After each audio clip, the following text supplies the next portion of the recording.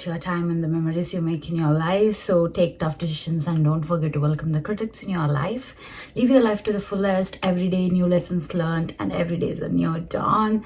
Welcome back to my channel, One Girl's View. This is Devika Krishna from Melbourne, Australia. I'm doing my master's at Latrobe University. Just in case if you don't know, I do videos about lifestyle, makeup, travel, DIYs, and whatnot, basically about everything the student life here in Australia. So without any further ado, let's get into the video right now. So from this video, I have decided to put up some kind of tips in every video. That could be about a DIY, a life tip, or a travel tip, or a lifestyle tip, or a study tip, anything. So I'll be putting up a tip on my videos, that the starting 30 or 1 minute, 30 seconds or 1 minute, there will be a tip. So don't forget to watch and don't forget to subscribe to my channel, just in case if you haven't subscribed yet. So please go and subscribe. That's gonna be really helpful for me.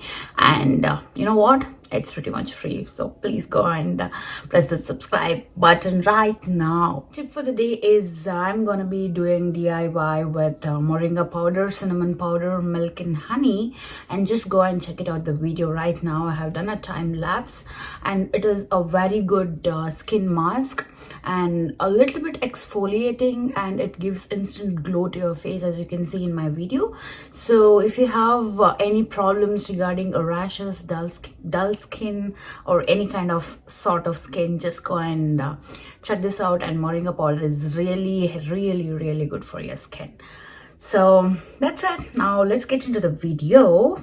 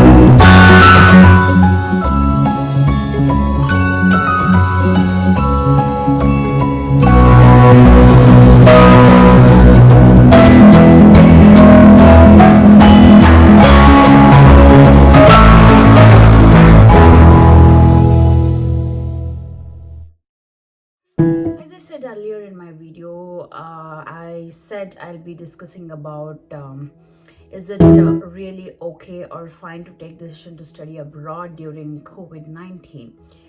So my personal suggestion I would give is, right now I would say definitely no for studying in Australia online, because yes, first and foremost thing we consider studying abroad is, I considered, when you are going to a uni or when you're going to a college in another country, the first thing you expect and you will be excited to is the university exposure, and how the classes are gonna be, how the students are gonna be, how the people from other countries and different vibes and different cultures, you will be meeting different kind of people, and definitely I'm sure you're gonna be excited for that. And this is the downside of that one. So if you're opting for online study in another country, I would definitely prefer you to stay for a while.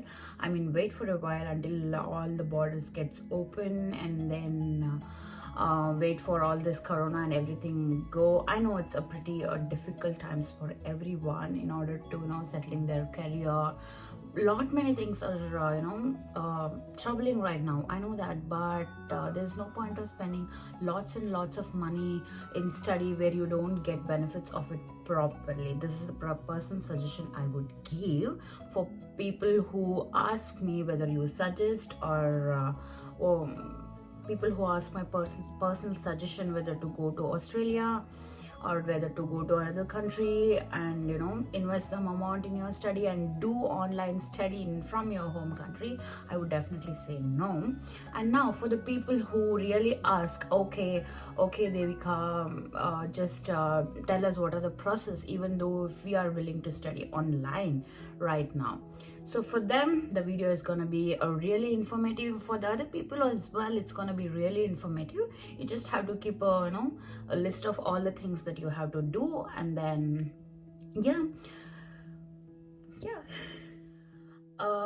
first thing you need to actually start with is decide for yourself whether this is gonna be you or someone else.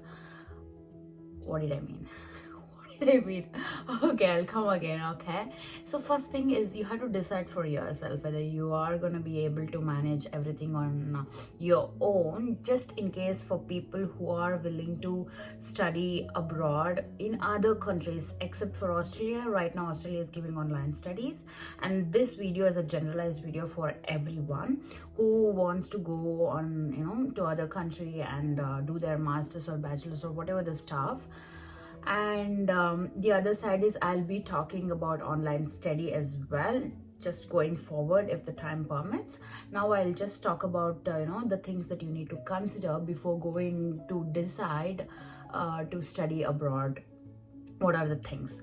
So first thing is you need to decide for yourself. As I said, you need to decide yourself whether you're going to be able to manage all the things on your own without your friends, without your parents. Obviously you're gonna meet a lot of people, but you will end up getting into a dilemma, who are my people and who are not. So before that you have to decide for yourself. Why I'm stressing so much, this is the third time I'm stressing so much on this.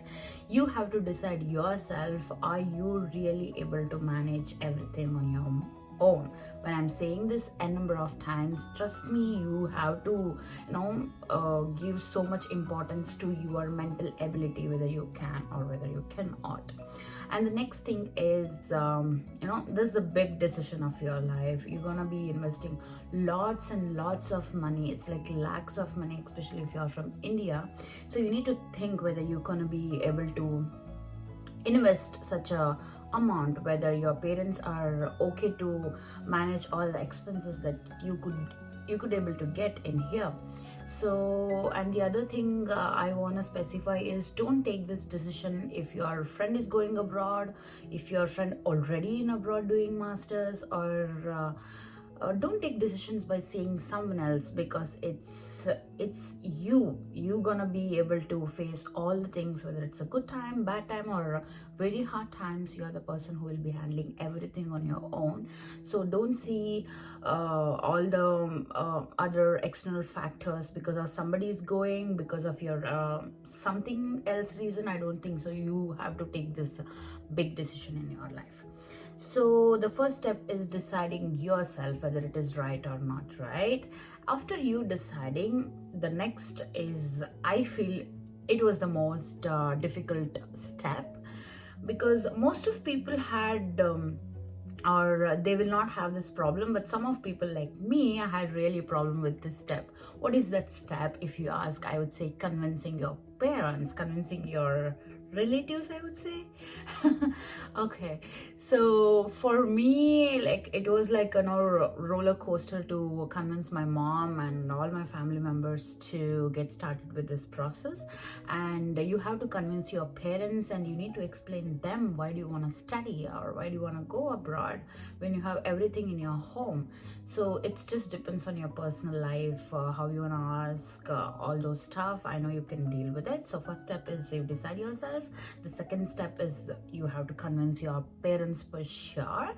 And The third thing I would say is check whether you are eligible for studying in any other country or not. Check the eligibility criteria of the respective countries, say Canada, say Australia, or Italy, or any other countries. Just check the eligibility criteria, I would say. And the other thing I want to mention is, before checking the eligibility, there is this a very important step that you need to emphasize on, is deciding the course that you want to study, deciding the university that you want to study. I'm going to be making a separate video on the courses and the universities that you get options to select it to in a separate video, so don't forget to subscribe to my channel, and you're going to be missing a lot of genuine information on that video, so please don't forget to subscribe and watch that video as well. So the third step is, you have to decide the course that you want to study and the university that you want to go, and then you have to check the eligibility criteria, what that country is asking you to do. For example, say the countries like Canada, they ask for 6 or 6.5 the base IELTS score, and Australia, you could take a PT, IELTS, or you have these two options, and TOEFL also you have. So just check the eligibility requirements and the number of backlogs and number of backlogs, and your bachelor's, or the degree percentage they expect, and the financial stuff they expect. All those stuff you need to decide. What I personally suggest is, what I didn't do, I should have done while I started my process, and I regret every time. First, you need to select the course that you want to study, and you need to shortlist the university. And here I would say, don't blindly trust any friends who are in Australia or who are in Canada who will be helping you out, or don't blindly trust the consultancy people, and just you have to do your own research. Trust me, and you have to do your own research on the universities, and you have to research a lot of things about university, which I'll be again doing another video on how to research university, whether it is a good university, whether the course has a certain kind of scope in that country for citizenship or any kind of permanent residency. So I'll be doing a separate video on that, so don't forget to watch and subscribe to my channel again. And the first thing is, you need to decide the course and shortlist the university. Say your course is Masters in Information and Communication Technology, and you got the best university after your research, after consulting your consultancy people and your friends, everyone, you got a university. Let's show now, and you got a couple of universities as well, say Federation University, say CSU, or most of the universities. Like, say you have 4 universities, and now you have to decide the general IELTS score that these universities are asking you to, and then you go ahead and take the exam. And here there is 2 options that you can do. Either you can apply for the universities first, get the conditional offer letter, and they'll be specifying and they'll be asking you to give the IELTS score within a desired time, and so you can give that IELTS score to them. You can take the IELTS exam. Or else, if you are confident enough that you could get some marks really for sure, so take the exam depending on your score, select the course and select the universities. So you have these 2 options. And then after you have IELTS score, then you are good to go. After you have, even if you are in your 7th semester or in your last semester of your bachelor's, just start applying and make sure you start the process 6 months earlier or so, because sort of it takes it doesn't take a lot of time for Australian process, but it takes a lot of time for Canada, because I couldn't get the unconditional offer letter from Canadian universities, as I was still studying my 7th semester when I started the process. So it's gonna be a little bit, you have to ask a lot of people, you need to do a lot of networking and a lot of information you need to gather before getting started. So just in case for Australia, it's not going to be taking a lot of time. Just in case if something goes wrong, or your IELTS score or your visa, you have to start 6 months earlier before the course commencement. So this is all the video is about. I'm going to be doing another video on how to, the exact process after you get your IELTS certificate, what are the things that you will be doing, and from the conditional offer letter to unconditional offer letter, and everything I'll be doing in another video. Kind of this video is overwhelming with a lot of information. I'll try to put those all things up in the description box and anywhere near here or here with all the lists that this video has. The first thing is I'll be doing a video about the courses and university which you need to select, and I'll be doing videos about the process from conditional offer letter to unconditional offer letter. And I thought of telling another video will be doing, I literally forgot. Okay, I'll try to mention that with the subtitles, so don't forget to watch. So this is my view and this is One Girl's View. Just in case if you don't know, my channel name is One Girl's View and I am Devika Krishna. You can even follow me on my Instagram, Snapchat and everything. So that's it. So the last thing I want to ask is, how are you people doing? Is it everything okay with you? Are you guys having any trouble personally or mentally? Are you guys okay? How is COVID treating you all with these difficult times? Just let me know in the comment section, okay? I'm really happy to talk with everyone. So till then, till next video, it's not gonna be longer, it's gonna be day after tomorrow that I'll be posting another video. So keep tuned, stay safe and whatever, and take care guys. Thank you.